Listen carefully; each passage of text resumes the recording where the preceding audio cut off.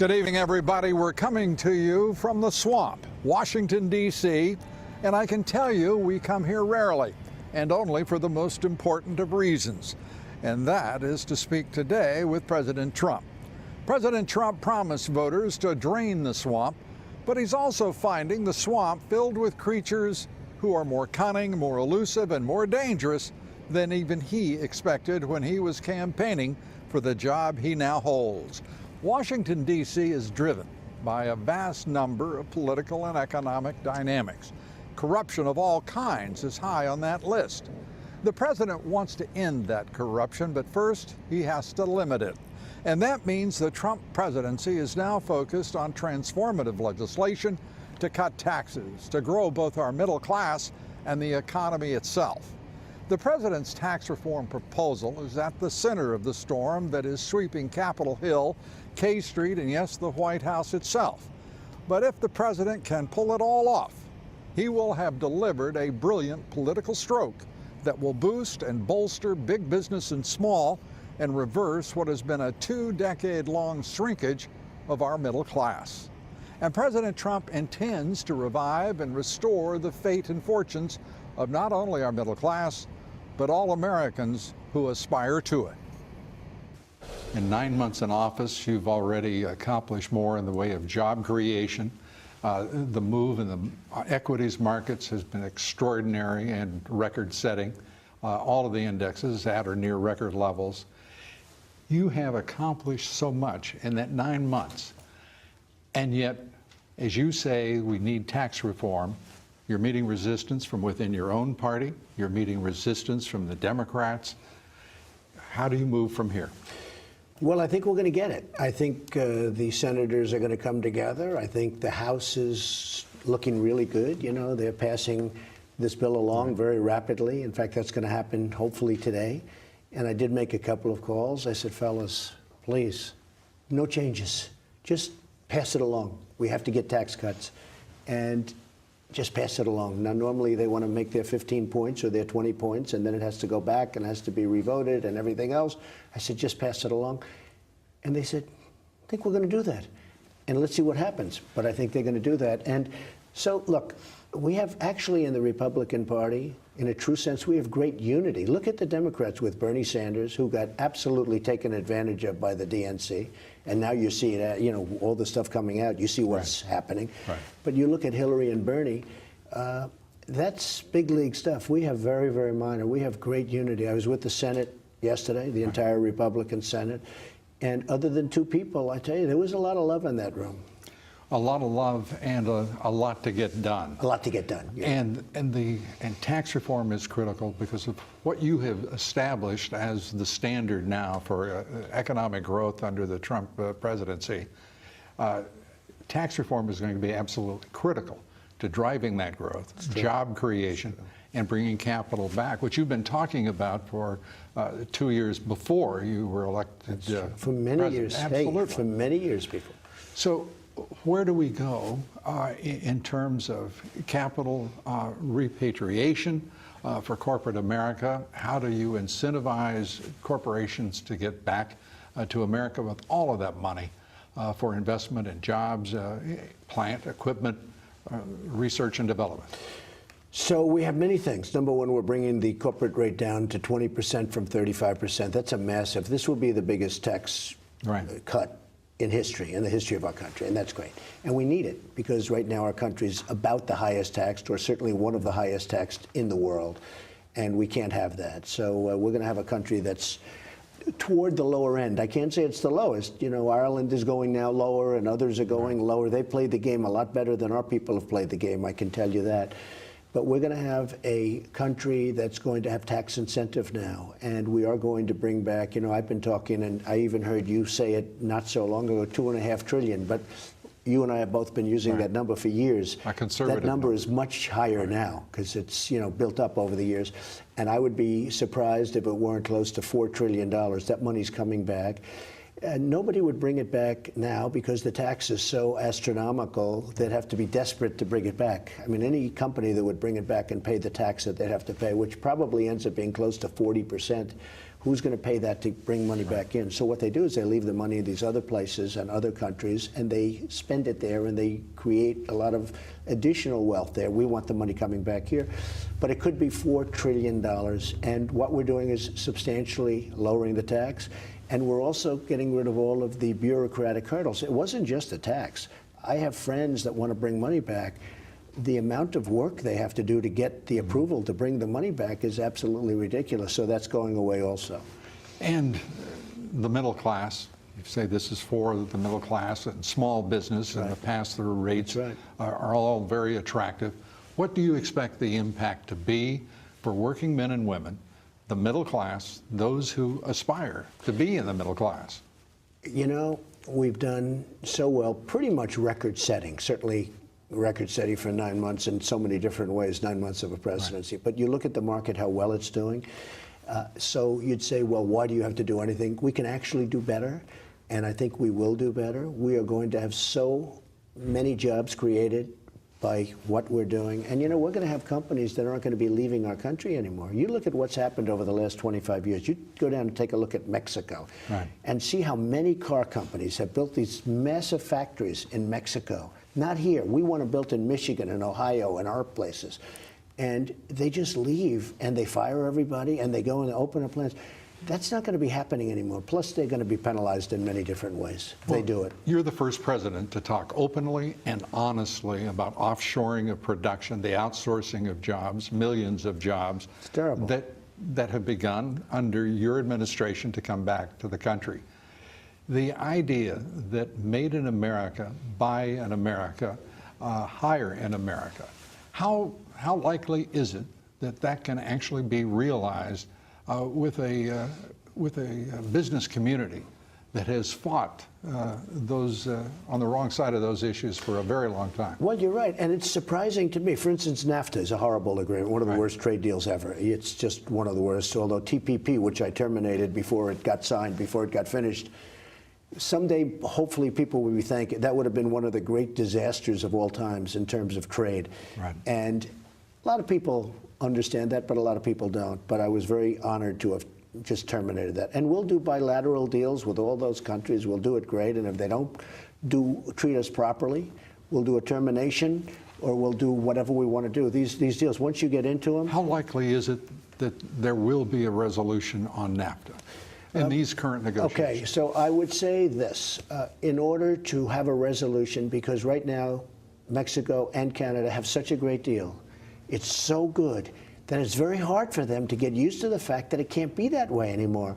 And as you know, Mexico has an election coming up, and they have a number of people that are running, and they're very pro-Mexico, which is, in fact, they wear a hat, a green hat that says "Make Mexico Great Again." They call them the Donald Trump of politics. They have a couple of them, actually. And it's very hard. I said, you negotiate. I tell my people, I say, right now, it's going to be very hard. And in my opinion, in order to make a fair deal with NAFTA, you have to terminate the deal, and you have to see where you're going to come. And we'll come out. But I think you have to give them, to make a fair deal and a great deal, and you see what's going on. We're being very tough, and we're being very fair. But we have to get back a lot. What's happened to this country with NAFTA is unbelievable. The jobs that have been taken, the factories that are moving out of Michigan, out of Ohio, out of Pennsylvania, out of our states is incredible. So what are the chances? I think the chances ultimately are good. But right now, I think my people are going to have to get tougher. And I told them that. So as you look at an agreement that has, by the most conservative estimates, cost the United States $1 trillion over the course of the past 23 years since its inception. Well, look at it a different way. Okay. We have a trade deficit with Mexico. Right. Mexico's wonderful. But we have a trade deficit with Mexico of $71 billion a year. This is Mexico. We're not talking about China, which is much worse. Right. We have a trade deficit right now with Mexico of $71 billion. People can't believe it. We have trade deficits. Well, we have trade deficits with almost everybody. But we're changing that. When you focus first on free trade, people, oh my gosh, he's talking like an isolationist, a protectionist. And then they started looking at the numbers to see that we are, amongst all of our trading partners, that this country is the only one who said, please take what you want. We don't have to have a mature, intelligent relationship with you. We don't have to have balanced trade. Every other major partner does precisely that. The WTO, World Trade Organization, was set up for the benefit of everybody but us. Right. They have taken advantage of this country like you wouldn't believe. And I say to my people, you tell them. Like, as an example, we lose all the lawsuits, almost all of the lawsuits in the WTO, within the WTO, because we have fewer judges than other countries. It's set up. You can't win. In other words, the panels are set up so that we don't have majorities. It was set up for the benefit of taking advantage of the United States. NAFTA, and I tell people, and I tell good people, they hear me, I'm going to be very tough with NAFTA, right. But they hear I'm getting tough with it. They say, oh, please don't touch it. And I say, listen, I'm going to make the deal better. Oh, don't touch it. I said, supposing I don't terminate it, but I make it better. Oh, don't touch it. And I say, why would they not want me to make it better? Even if, assuming you leave it the way it is, which we may or we may not. It depends how the negotiation turns out. We may not. But look, they don't even want you to touch it, even if you tell them we're going to make it better. Then you say to yourself, what's going on? And then you say, well, they must be on the other side of the deal, too. Mm-hmm. And they are.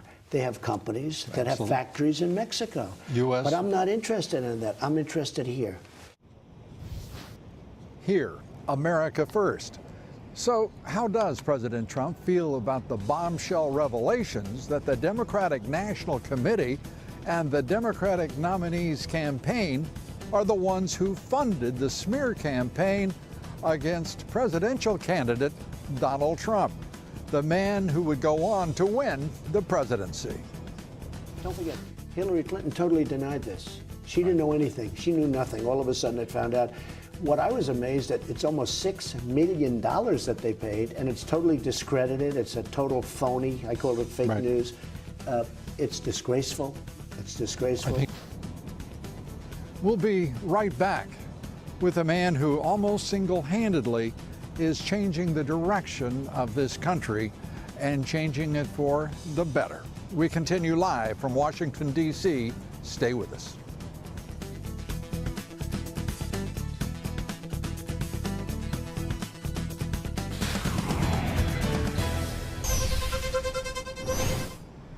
We're coming to you tonight, as you can well see, here in Washington, D.C., where the president and I sat down in the cabinet room of the White House to hear his thoughts about tax reform, an economy that he has spurred to better than 3% growth over the past 6 months, markets that have added more than $5 trillion in market cap since he was elected president.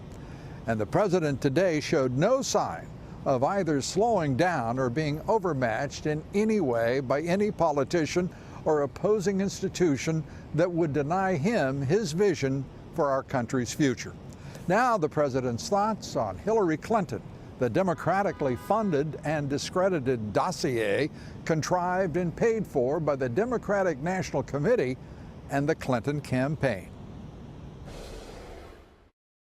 The role of business in this country, critical, fundamental to the country's well-being and its future, to the creation of jobs. But business has taken such a voice in this town, in this swamp, that you are the only countervailing influence to that dominance of U.S. multinationals in this country. And it's the country owes you a great debt on so much, but on that in particular. Wow, it's very interesting. It's well put. It's true. And you have focused from June 16th of 2015 on the relationship of our borders, our sovereignty, our economy, whether you're looking at the opioid crisis in this country or the import of drugs that all crosses that border. You're being pushed back against by the leadership of the House and the Senate on the issue of funding a wall in its entirety. You have been pushed back against, talking about changing all of those trade agreements. Again, all the external issues that are so critical to the country's future, your vision for this country.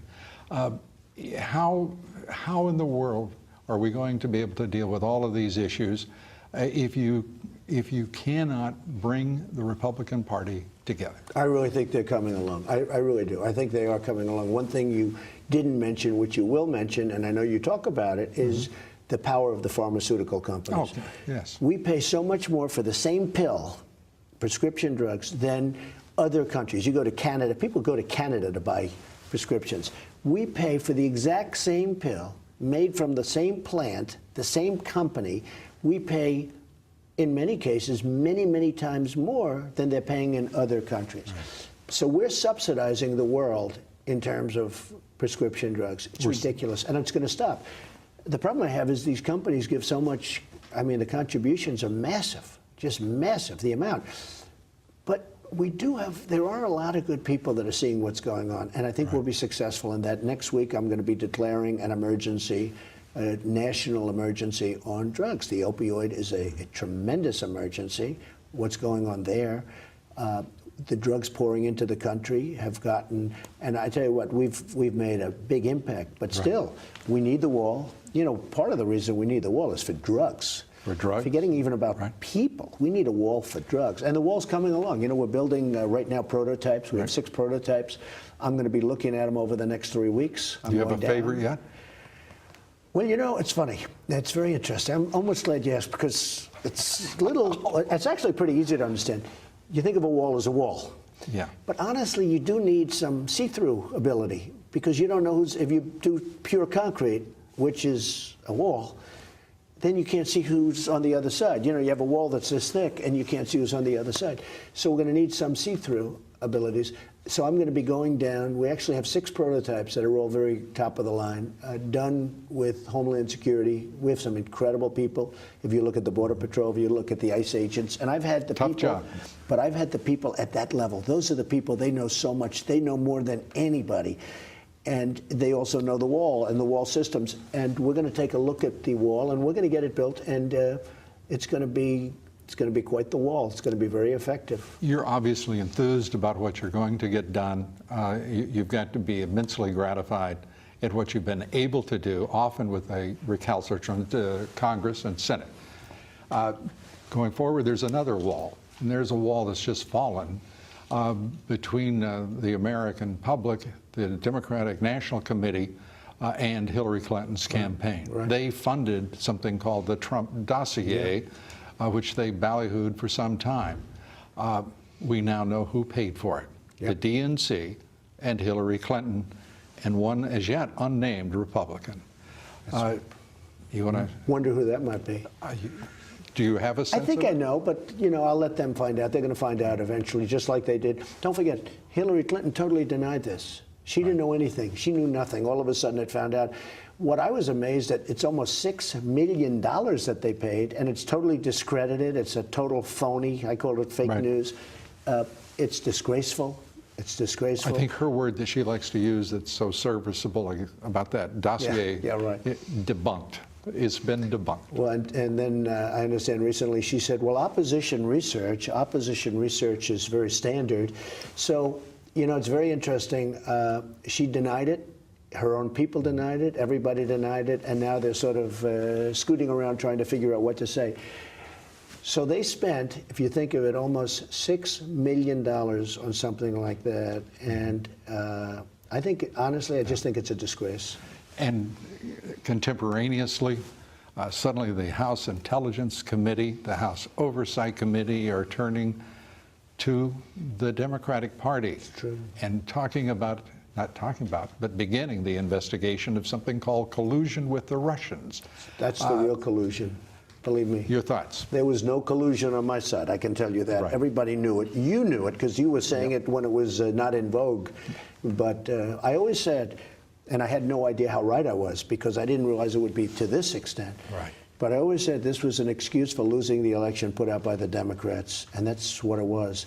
But then when you hear the kind of money they spent, and when you see all of the things about Podesta, and you see all of the relationships that they actually have with Russia, and you see in ours, you know, one thing that is interesting, and I have to say, even the Democrats, they walk out of those meetings and they say, no, there is no collusion, and we haven't found any yet, but we'll keep going. Right. A wonderful man came to my office a week ago, a very highly respected man, and he sat down and he said, you know, it's been very unfair. From the day you have been president, you've been under this little veil of Russia, Russia, Russia. Mm-hmm. Now, with all of this being said, I want to say this. I think it would be great if we got along with Russia. I don't think there's anything wrong with getting, you know, they are a power, they're a nuclear power.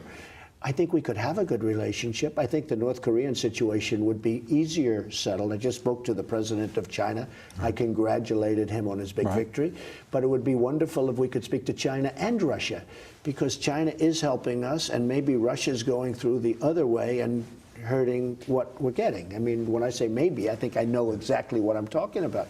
If we had a relationship with Russia, that would be a good thing, not a bad thing. Relationships, you were criticized for even trying to court, if you will, President Xi of China.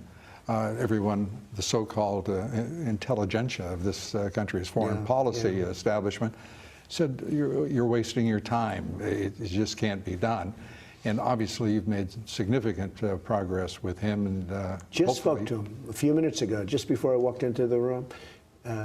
You know, something has been given to him that's never been, it's really virtually never happened in China. He's been given powers that nobody's, and written into the Constitution. He's a powerful man. I happen to think he's a very good person. Mm-hmm. Now, with that being said, he represents China. I represent the USA. So, you know, there's going to always be conflict, but we have a very good relationship. People say we have the best relationship of any president, because he's called president also. Now some people might call him the king of China, but he's called president. But we have a very good relationship, and that's a positive thing. And it would be good to have that relationship with Russia and other countries too. Hopefully the whole world. Anything to report to America on your conversation with President Xi? No, but I'll be going there in 2 weeks, and we're going to Beijing and other places, wherever he'd like to take me, and we'll be spending 2 days there, and we're going also to Japan and South Korea, and it will be, I think, hopefully it's historic and positive, and we have to solve the North Korea problem. It's a very big problem. It should have never been given to me. This should have been solved long before I came to office, when it would have been easier to solve. But it was given to me, and I get it solved. I solve problems. I'm very happy with the way the markets are going. I'm very happy with, you know, all of the regulation cuts and all of the things we've done, and that's what's driving the markets.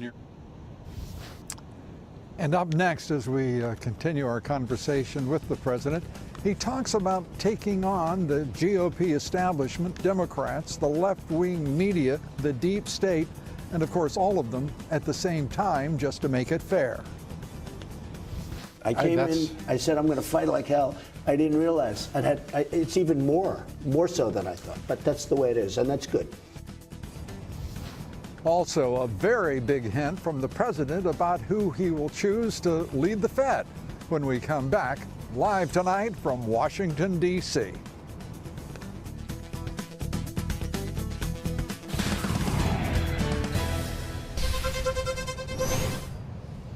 We're tonight in the capital of the country, Washington, D.C., also variously known as the Swamp.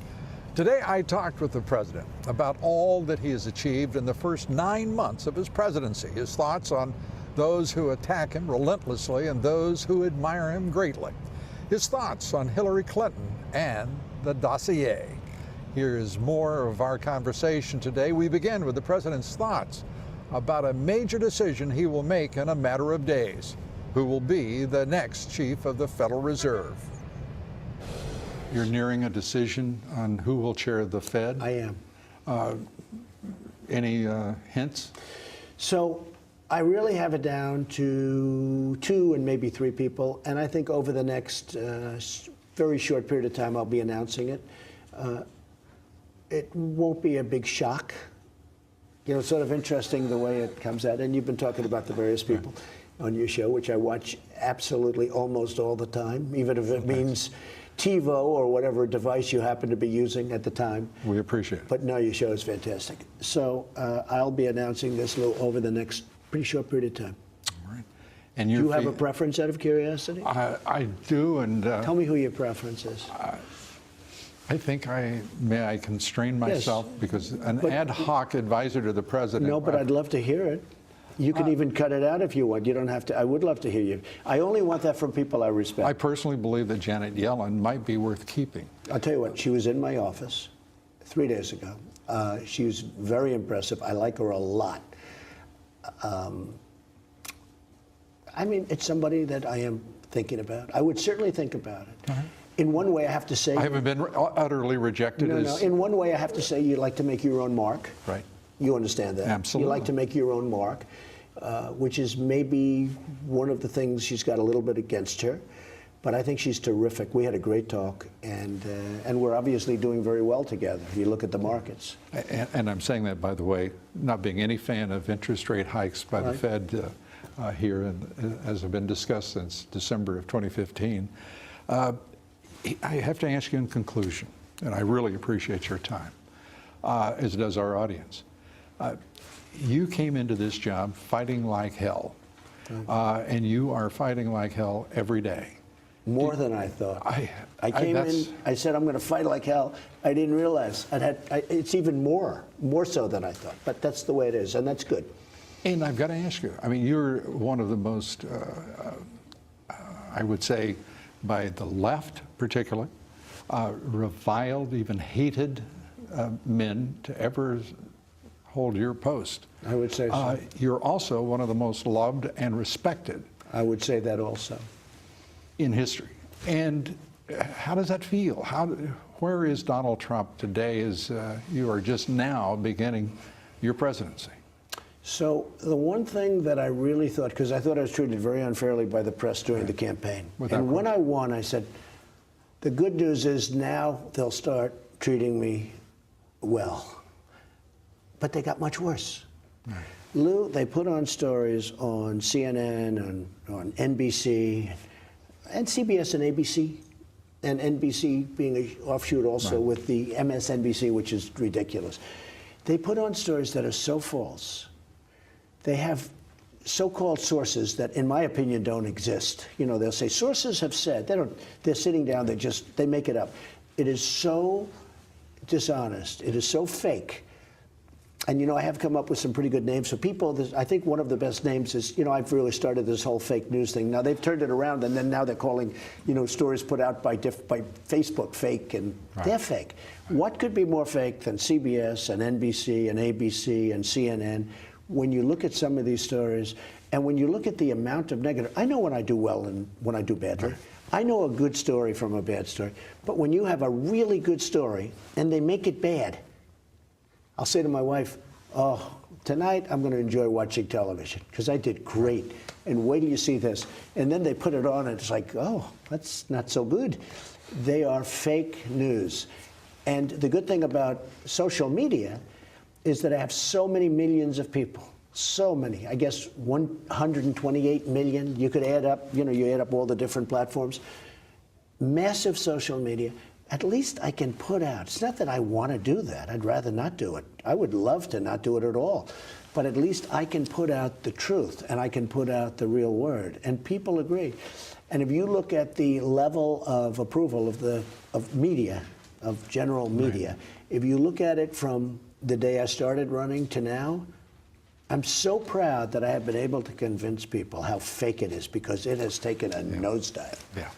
Except for your show, of course, and Sean and a few of them, right? Yeah. There's some very good ones. And I have to say, Fox has treated me fairly. And I don't mean good, but they've treated me fairly. I don't want to be treated good. I just want to be treated fairly. Well, you are, if I may say, everything is advertised as you ran for president, and appreciate everything you're doing. Thanks so much. We're getting it done. I will promise you we're getting it done. And it's happened. A lot has already happened. Thank you very much. It's an honor. Mr. President, thank you. Thank you. President Donald Trump. Joining me now, Chris Farrell. He's the Director of Investigations and Research at Judicial Watch. Chris, it's great to see you here tonight. Good to be with you. Your reaction. This president has been fighting through half of his presidential campaign against some of the most salacious and ignorant, contrived nonsense spewed by smear machines. And yet here's a man, as you saw there. he is, throughout that today, he is ebullient even. He's not just simply up. He is strong, and he is being savaged every day in every possible outlet in the country, it seems, left-wing outlet. Your reaction? Well, I think it's interesting to look at him as you interviewed him and just kind of take him in as just talking to you, right? That kind of format, and then bounce it against the fusion GPS kind of make-believe world where they would have you believe he's a maniac or he's unstable or whatever. And, you know, this isn't opposition research by the DNC and Hillary Clinton's campaign and these fusion operatives. This is opposition manufacturing. They are making things up. There's a difference between, hey, let's go look at this guy's background, and hey, let's just go make stuff up, and that's what we're seeing. It goes to me, Chris, well beyond that. Here is a group of people at GPS Fusion, the Democratic Party, the Democratic National Committee. We know they conspired to defraud Bernie Sanders and give the nomination to Hillary. They're not just making things up, they're defrauding the American people. They are a vicious smear machine, and basically we're appealing to the Democratic Party throughout successfully to protect them from subpoenas, to ignore all that they are, and let's all pretend that somehow they have First Amendment protection. Yeah, we've moved into the world of crimes. This is no longer a disagreement on policy. It's not a disagreement on politics or point of view or left-right. We're now talking about crimes. Crimes have been committed, and in this case, unlike Mr. Mueller, where there's no criminal predicate, I can tell you what the crimes are with respect to Fusion GPS.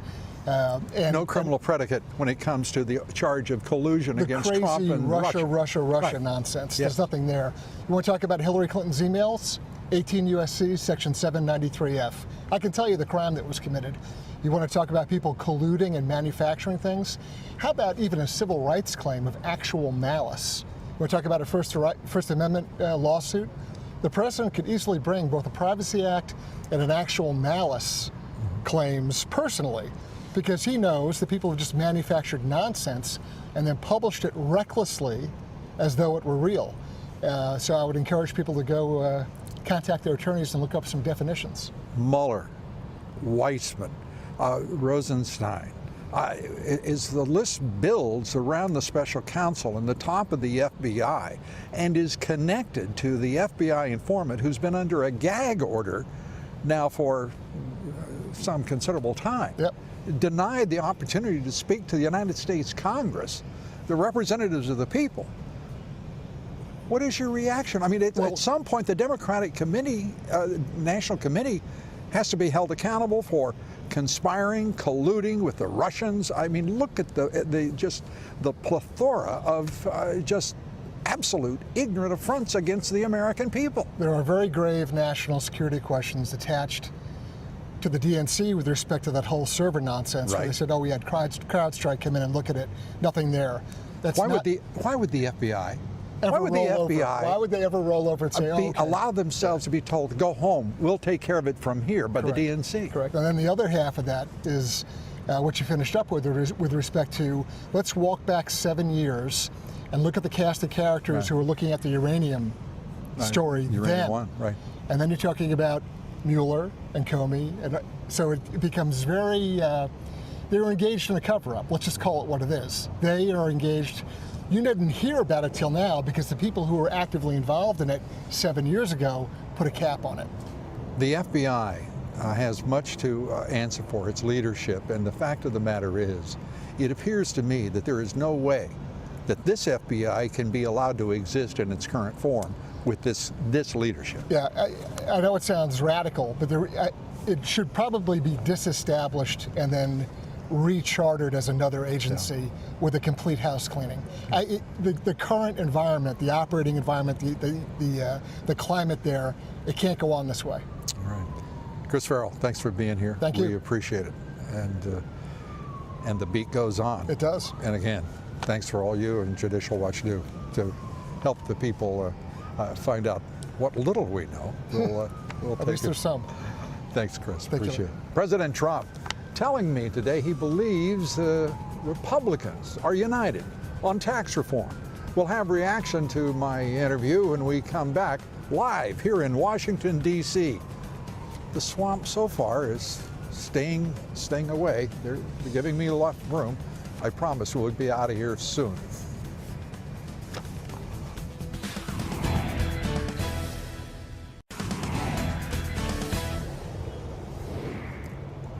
Coming to you live tonight from Washington, D.C., where earlier today I talked with the president at the White House. Joining me now to react to what was said in that wide-ranging interview by the nation's leader, senior editor for The Federalist, Molly Hemingway. Molly, great to see you. And Washington Times opinion editor, Charlie Hurt, both Fox Business contributors. Charlie, great to see you. Good to see you. Molly, your thoughts about first the president. He continues to have immense energy. He is absolutely up in a forward profile, going against all of his enemies. He doesn't rage against his enemies. He attempts to simply, bring peace and warmth to their existence. It's amazing. On the energy alone, I'm really impressed by it, and I'm decades younger than he is, and I have far less energy. And so young I would like kids. to know, I'd like to know the secret there, but. Yeah, he's an incredible warrior. I mean, he really is a political warrior. Yeah, and I think he really does not care what anybody thinks. And, obviously he picks the fights that he gets into. Usually I think he picks them for a very particular reason. And we saw that with the NFL.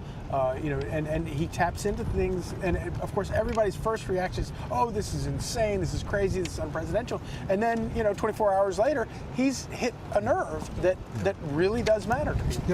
An alert to all of the broadcasters. I mean, apparently there are discussions in the NFL. They've been so hard hit that Thursday night football is at risk here.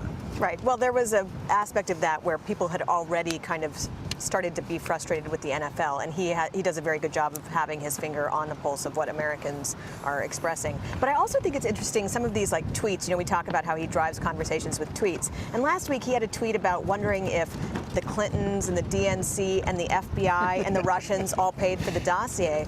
And then here we are just a few days later, and everybody acted like that was the craziest thing you could say. And here we are just a few days later, and it turns out, once again, we're having reports about the FBI trying to pay for it, the Clintons admitting they paid for it, the DNC admitting that they paid for it. I mean, it's really funny to watch the difference in how people react to these tweets. No matter how much they hate him, the guy continues to set the agenda week after week. Would you not think that it would occur to the left, the deep state, the GOP establishment, at some point to acknowledge his intelligence, his knowledge, and his certain vision of this country's future and its values? They're absolutely fundamental to achieving that future. You don't even have to agree with him, Right. but I am surprised that so many people in the establishment continue to be confused about his appeal or about what his vision is, and that's, I think, why they're not having a very good run of things trying to present their own message, because they don't actually understand Trump's appeal or how he was able to win this election or continue to have appeal with many people. And in the midst of all of this, the JFK files that have been buried in the National Archives for 54 years. His first decision is a decision for the people. Yeah. He is a populist. He is an American populist, and he says, open up the files. And it's why at the core of this, he may not be able to recite the Federalist Papers and things like that. But Don't take offense, Molly. but he understands that stuff at a fundamental level, and he understands that knowing what's in those files is the right of the American people. And I think that's why he sticks by so many of these things. And of course Molly's exactly right in terms of the way the GOP establishment has completely failed to understand the genius of the guy. They give him no credit whatsoever, and I think a lot of it has to do with the fact that he's such a threat to them, and threat to everyone here in Washington, but to them in particular, because he does get it. And what's fun as an interloper coming into the swamp here. In your swamp. Just exactly, visiting. And that is, these people all want to judge him by who they are, the way they dress, the way they think, which is all contributory to what a mess we're in, and he's the man to fix it. It's so much about style, and they don't like his style. Molly, thanks so much for being here. Thank you. Charlie, thank you. Thanks. Appreciate it. Good to see you both. The president today calling it a $6 million piece of fake news. Congressman Ron DeSantis talks about the discredited Trump dossier, and the rest of my exclusive interview with the president. That's next when we come back live tonight for you from Washington, D.C.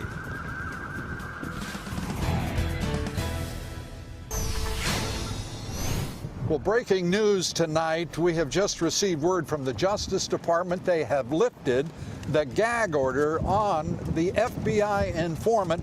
They've just authorized the informant to disclose to the chairman and ranking members of the Senate Committee on the Judiciary, the House Committee on Oversight and Government Reform, and the House Permanent Select Committee on Intelligence, as well as one member of each of their staffs, any information or documents that he has concerning alleged corruption or bribery involving transactions in the uranium market, including, but not limited to, anything related to Vadim Makarin, Rosatom, 10X, Uranium One, or, are you ready, the Clinton Foundation.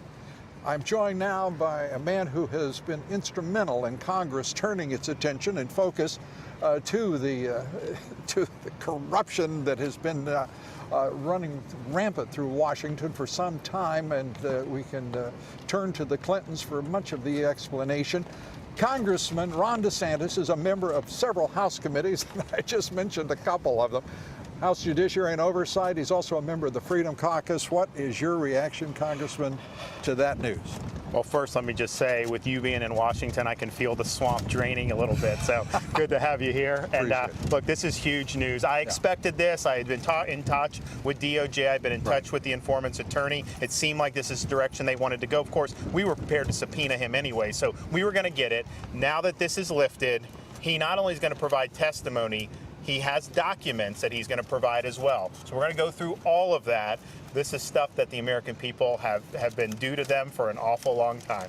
This has been a remarkable swing. First of all, we learn about the depth of the corruption under the Obama administration. It looks as though it was orchestrated within that administration, not just by the Clintons, but others, including the FBI and senior officials there. Bob Mueller, who is the special counsel. I mean, there are huge, as you have pointed out, huge questions about the very people we have in positions of power to protect the public interest. And the main Russian protagonist, Makarin, was prosecuted in Baltimore in federal court. Some say it was a curious, relatively light deal.